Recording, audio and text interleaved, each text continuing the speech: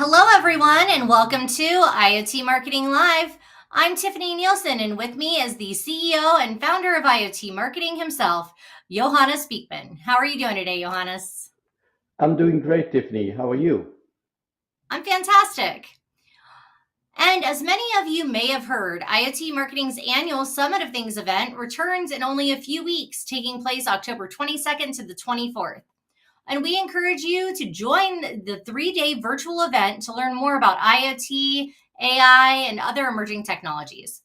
This event is perfect for anyone in the wireless, IT, IoT, AI, and telecom space, as well as anyone in another industry that's embarking on digital transformation. And with 30 speakers and advanced networking capabilities, you will not want to miss this one-of-a-kind event.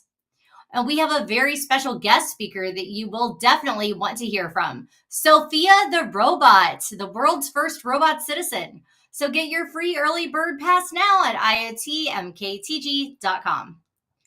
And for our first story, the FBI has dismantled a massive network of compromised devices that Chinese state-sponsored hackers have used for 4 years to mount attacks on government agencies, telecoms, defense contractors, and other targets in the US and Taiwan. According to Ars Technica, the botnet was made up primarily of small office and home office routers, surveillance cameras, network attached storage, and other internet connected devices located all over the world. Over the past 4 years, US officials said 260,000 such devices have cycled through the sophisticated network, which is organized in 3 tiers that allow the botnets to operate with efficiency and precision. Named Raptor Train, the botnet at its peak in June 2023 consisted of more than 60,000 commandeered devices, according to researchers from Black Lotus Labs, making it the largest Chinese state botnet discovered to date. Johannes, what are your thoughts on this massive IoT botnet? Well, Tiffany, let me highlight what I think the key takeaways are of this story. So first of all, what makes this botnet unique is the scale and the duration. So as you mentioned, this botnet consisted of 260,000 IoT devices, and it operated undetected for over 4 years before being discovered and dismantled by the FBI. Second, the involvement of Chinese state sponsorship. So this botnet was linked to Chinese state-sponsored hackers who use it to target sensitive entities, including US government agencies, telecommunications companies, and defense contractors. Also, what was made this unique is that it was available for hacking. So they deployed a model where you could use a botnet as a service. Second, the third item I'd like to mention is the sophisticated three-tier structure, as you mentioned. So this botnet employs a complex three-tier system to ensure efficient command and control. Tier 1 devices such as IoT routers and cameras were frequently rotated, with each device active for an average of 17 days before being replaced. Next, pretty undetectable operations. One of the primary malware strains, called Nosedive, was designed to operate entirely in memory, making it particularly challenging to detect and analyze. And last but not least, the ongoing threat, although US authorities have disrupted the botnet, it reflects a broader trend of increasingly sophisticated cyber attacks that exploit IoT vulnerabilities. So to sum it up in one sentence, Tiffany, this is a warning for everybody to stay alert and to be prepared for more and more sophisticated cyber attacks and botnets. Thanks, Johannes. And next, Samsung, Kia, and Hyundai have struck up an IoT alliance that will see cars drive home appliances and smartphones control some operations inside cars. A strategic technology partnership agreement between the three will integrate Samsung's SmartThings IoT platform with future infotainment systems that automakers Hyundai and Kia develop for their cars. Samsung says the deal will mean Galaxy smartphones will be able to control in-car aircon or access info about matters like the car's remaining range. And the many-faceted giant has also teased the possibility of using its phones to advance software-defined vehicles. Cars with software that's reconfigurable by users and integration with smart apartment solutions. Vehicles can also be added to the connected smart things ecosystem, allowing users to return to a home with optimized conditions by controlling their Samsung air conditioners, air purifiers, or other connected devices while driving home, Samsung stated. Samsung makes lots of connected appliances, including fridges and ovens with internal cameras that allow remote viewing of whatever's inside, clothes washers, air conditioners, and more. Samsung allows access to those appliances with the Smart Things app, which, as an analyst firm Counterpoint recently found, lead the world with around 20% market share. Hyundai and Kia are the world's third most prolific car makers, with the combined entities' output forecasted to produce around 7.5 million vehicles this year alone. And once the automakers create their SmartThings compliant infotainment units, Samsung is therefore going to have a presence in a lot of cars and home automation ecosystems that its main rival in the smartphone market, Apple, can't match. Wow, Johannes, how do you feel this alliance will impact the future of how we approach vehicle technology? Well, I think that this alliance between Samsung, Hyundai, and Kia will significantly impact the future of vehicle technology by deepening the integration of cars into the broader IoT ecosystem. And by leveraging Samsung's Smart Things platform, by the way, one of the Samsung marketeers explained that platform to both of us at CES in January. This partnership aims to create a seamless connection between vehicles and smart homes, offering a more integrated and personalized user experience. This will allow drivers, and you mentioned several aspects already, to control home devices, air conditioners, purifiers from their vehicles, optimizing home environments while en route. Additionally, it enhances in-car functionalities by enabling smartphone control of various vehicle operations like air conditioning and monitoring fuel range. So this alliance also highlights the trend towards software-defined vehicles, where cars' functions are increasingly managed and updated via software. Samsung's integration with help from Hyundai and Kia advances the in-car AI services such as health monitoring using wearable devices and vehicle environments tailored for pets. This not only enhances the convenience and safety of driving, but also opens doors for future innovations in connected vehicle technology. So to wrap it up, this collaboration signals a shift in how we approach vehicle technology, moving away from isolated automotive systems towards vehicles that function as extensions of our connected lifestyles.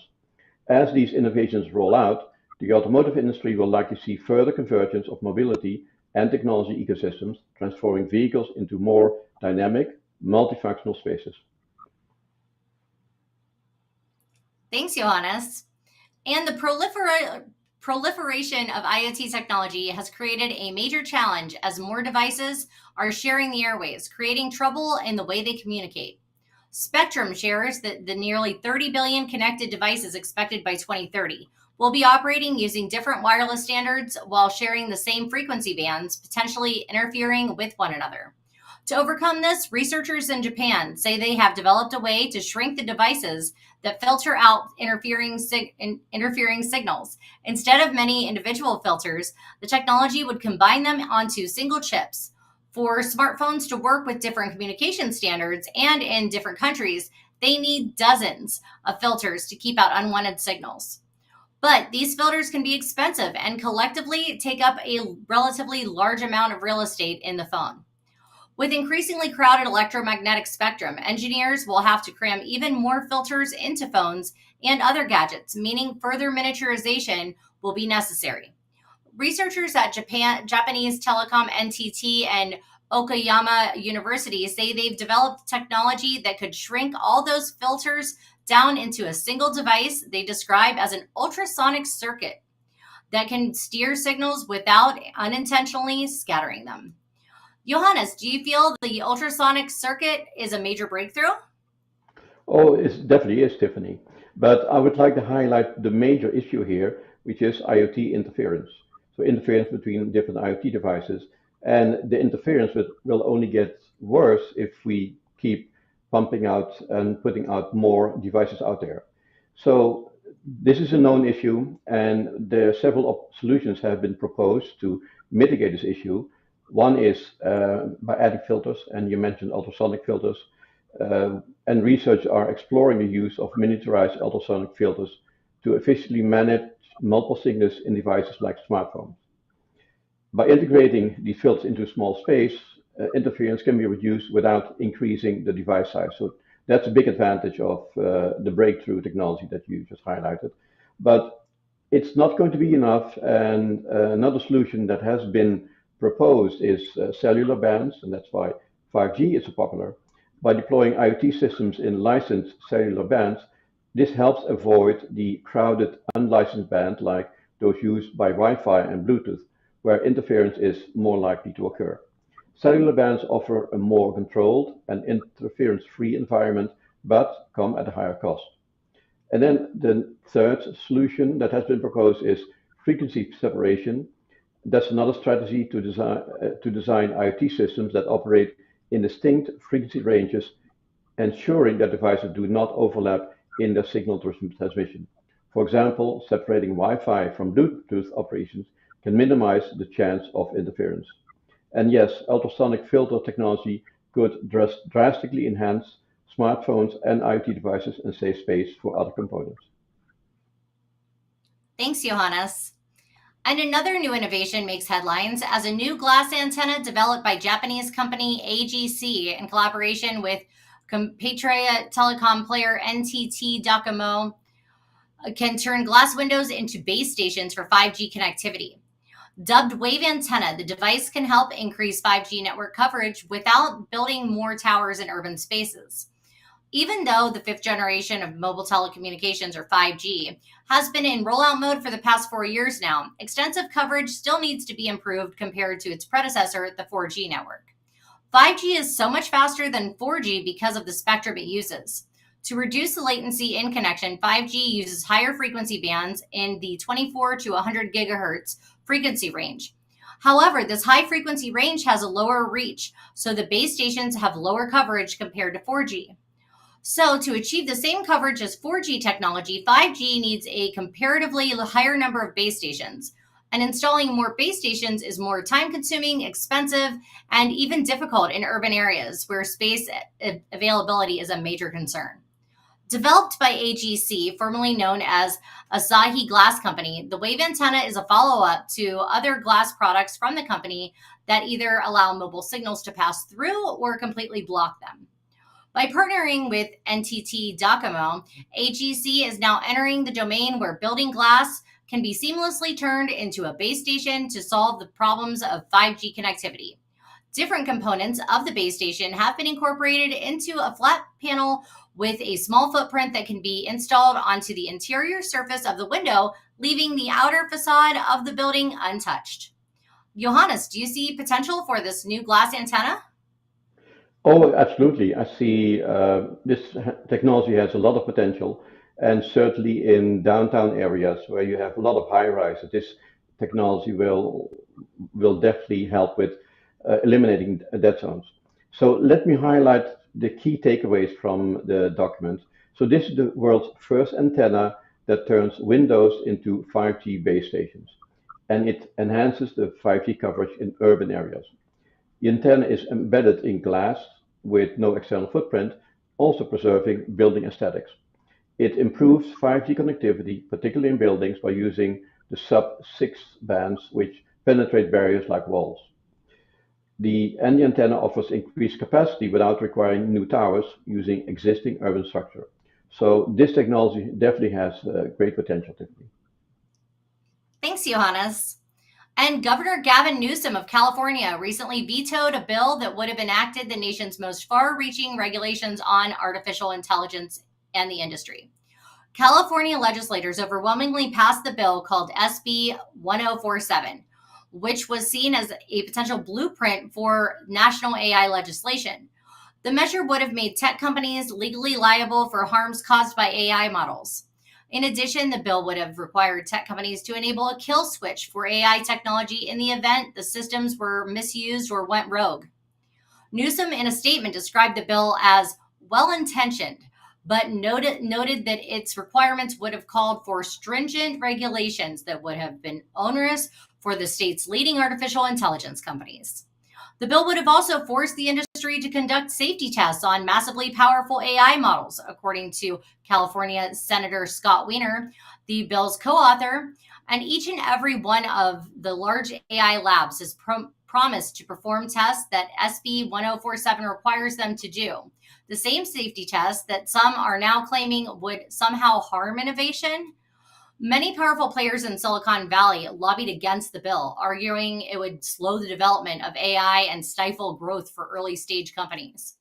OpenAI's chief strategy officer, Jason Kwan, wrote a letter sent last month to Senator Wiener stating that SB 1047 would threaten that growth, slow the pace of innovation, and lead California's world-class engineers and entrepreneurs to leave the state in search of greater opportunity elsewhere. Other tech leaders, however, backed the bill, including Elon Musk and pioneering AI scientists like Geoffrey Hinton and Yoshua Bengio, who signed a letter urging Newsom to sign it.